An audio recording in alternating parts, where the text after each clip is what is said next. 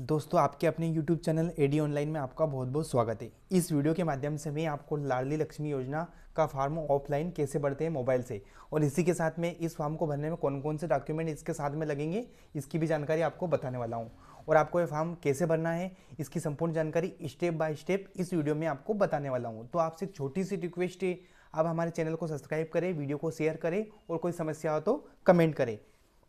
अब हम आपको बताएंगे लाडली लक्ष्मी योजना के अंतर्गत 6,000 रुपये का लाभ आपको कैसे लेना है।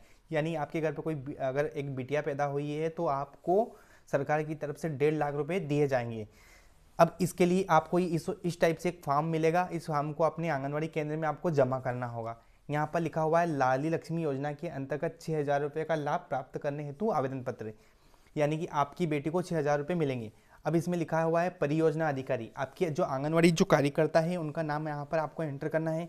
उसके बाद में आप कौन से ज़िले से आवेदन कर रहे हैं, आपको उस ज़िले का नाम एंटर करना है। इतना करने के बाद में आपको यहाँ पर एक आवेदन में लिखा हुआ है, मैं अपनी पुत्री या बालिका का नाम जो भी है का पंजीकरण प्रथम एवं द्वितीय वर्ष लाडली लक्ष्मी योजना में करवाना चाहता हूँ। इसके लिए आप यहाँ पर इस वाले कॉलम में आपको अपनी बालिका का नाम एंटर करना है। इस वाले कॉलम में आपको आपकी बालिका का जन्म किस महीने में हुआ था और किस साल में हुआ था वो एंटर करना है। इसके बाद में आपकी बालिका की माता का नाम यहाँ पर लिखना है। इतना करने के बाद में बालिका की माता का नाम आधार कार्ड की आयु के अनुसार आपको यहाँ पर दर्ज करना है। इसके बाद में पिता का नाम आपको दर्ज करना है जो आधार कार्ड में है।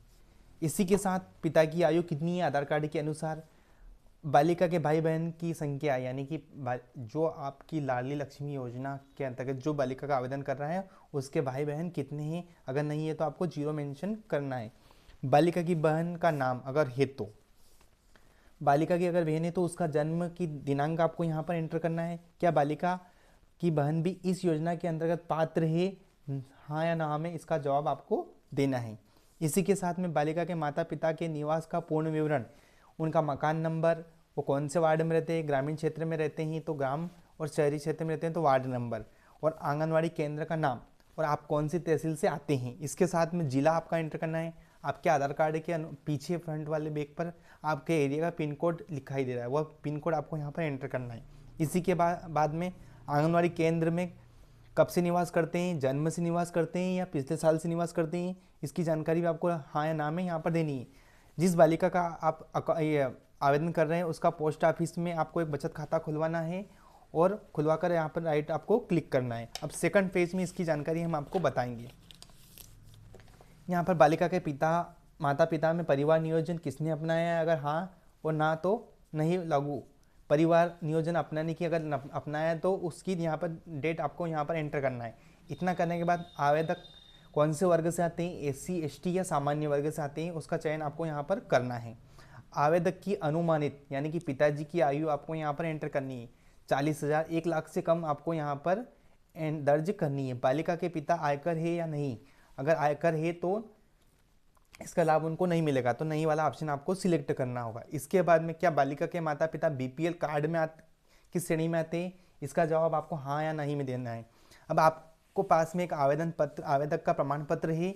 इसमें यह प्रमाणित किया जाता है कि मैं आयकरदाता नहीं हूँ, अतः मेरे द्वारा जो भी जानकारी इसमें दी जा रही है वो पूर्णतः सत्य है और इसमें कोई विसंगति नहीं है। अगर इसमें कोई आवेदन में कोई जानकारी झूठी पाई जाती है तो मेरी पात्रता इस तुरंत ही राज्य शासन द्वारा निरस्त कर दी जाएगी।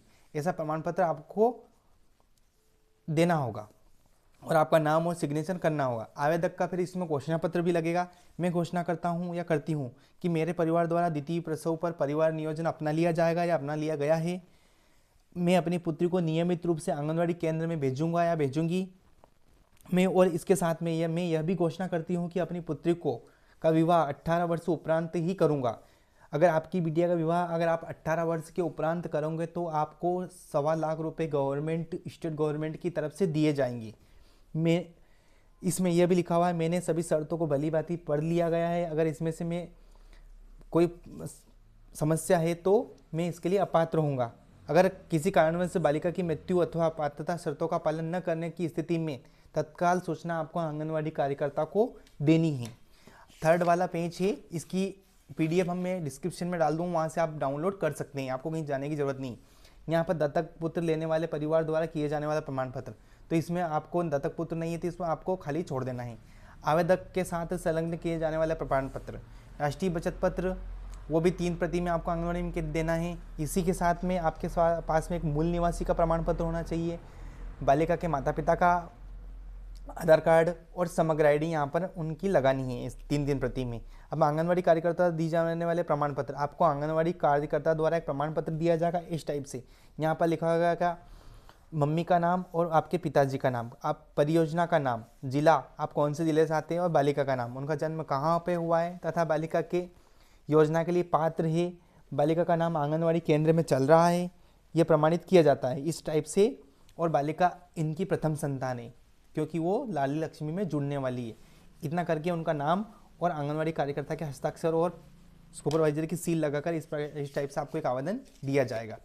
फिर चौथा है प्रभारी अनाथ आश्रम, इसको भी ब्लैंक छोड़ देना है।